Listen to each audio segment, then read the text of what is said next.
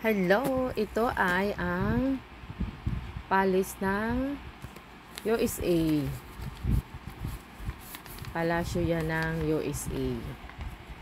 Diyan kami nag-Christmas party ng aming realty. Sa gusto pala mag-kayaking, ayan siya.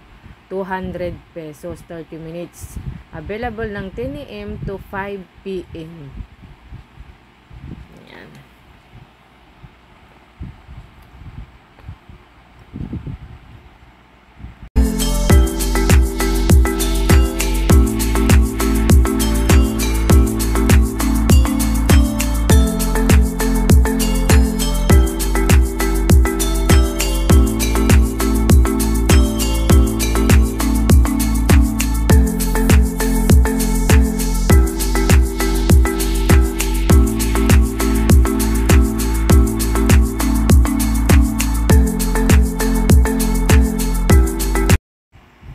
Ito pong tubig na ito at saka yung maikling hagdan na ito ay dati na rin po ito nung pumunta kami.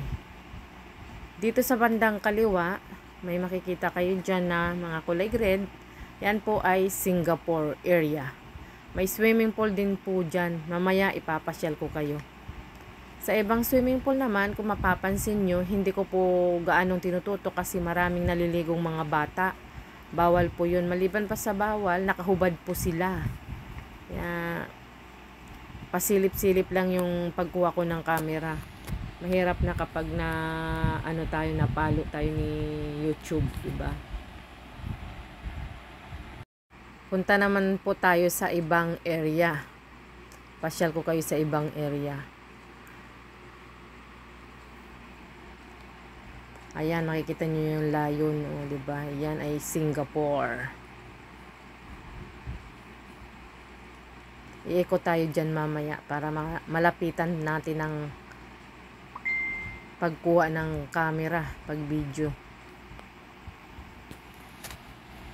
At dito naman sa area na ito, dahil hindi ko rin gaanong maitutok, ito po ay France.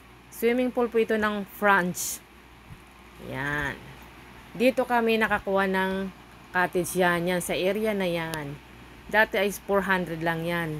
Pero yung makikita nyo na yan, dyan 400 lang yan dati. Ewan ko lang ngayon kung magkano. Yan, makikita mo yung cottage dyan sa gilid. Dyan, mahal yan. Kasi malaki. Yan, sa cottage na yan. Mahal. Dito naman sa area na ito, ay papuntang swimming pool naman ng Philippines. Yan, sa way na yan. Lalapitan natin. Pero hindi talaga natin maitutok sa Philippines dahil nga maraming naliligo. Maliban doon kasi malilim kasi nga may puno. Tapos, sa swimming pool ng Philippines, mayroon siyang tubig na para siyang pools.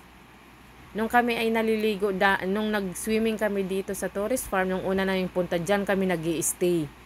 Kasi hindi ka iitim ng napakatindi kasi nga napapansin nyo may puno. Yan ay ang swimming pool ng Philippines. Dyan sa area na yan. Hindi ko lang maitutok kasi nga, ayan, napapansin mo may umaano na tubig. Ayan, diba? Maraming naliligo kasi makulimlim dyan sa swimming pool ng Philippines.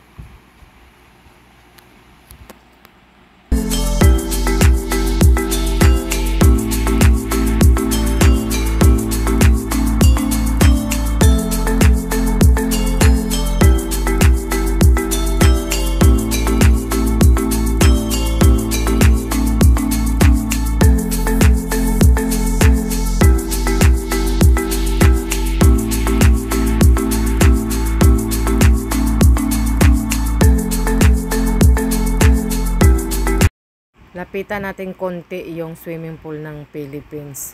Punta tayo dito sa harap ng swimming pool. Ayan yung swimming pool ng Philippines. Kung mapapansin kayo, parang may pools. Ang daming naliligo dyan. Kasi malilim. Hindi natin pwedeng tutukan ng camera. Lipat naman tayo sa ibang area dito sa Tourist Farm.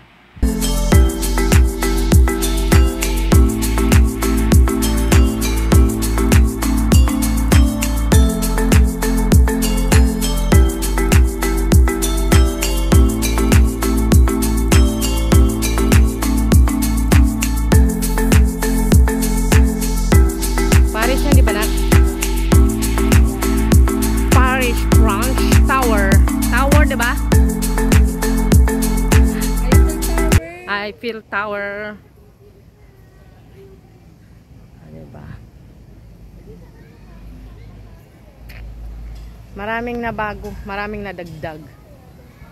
Oh, may eroplano pang ginagawa, oh. Diba? Ayan, oh. Diba na eroplano? Ayan, ginagawang eroplano. Hindi ka pwede dyan.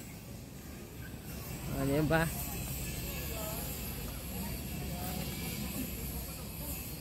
Ayan. Pag nabuo yan, eroplano na siya. Chinatown. Ayan ang Chinatown. Mayroon pa pala dyan, eh. Chinatown. Punta tayo dito sa last na swimming pool. Dati kasi nung nag-swimming kami dito, iilan lang ang tao. Kapag maraming nagsuswimming, lumilipat kami sa ibang swimming pool. Diba? Doon sa mga sa Philippines na swimming pool, maganda doon mag-stay kasi hindi mainit pag ganitong oras. Dito kasi mainit. Ayan, oh. Katulad nito, mainit dito. Walang ganong naliligo.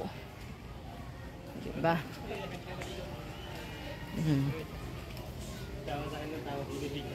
Diba? Kuya, anong bansa ito, kuya? Ano? Thailand. Ha? Ay, Greece.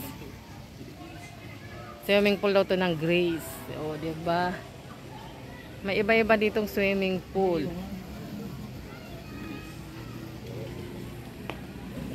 Mainit kasi dito kaya walang gaanong Maganda dito pagka mahapon na.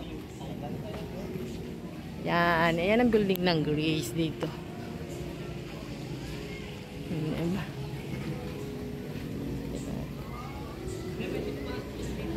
Dito may swimming pool din na maliit. May cute.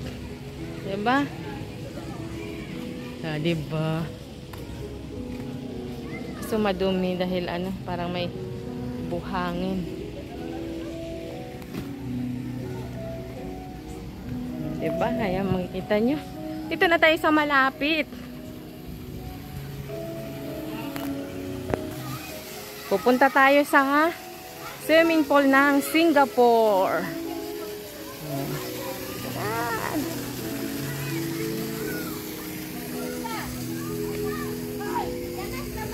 Yan. Yan ang Singapore. Yan. Medyo madumi siya. Yung may palaka pa. 3 feet pang bata.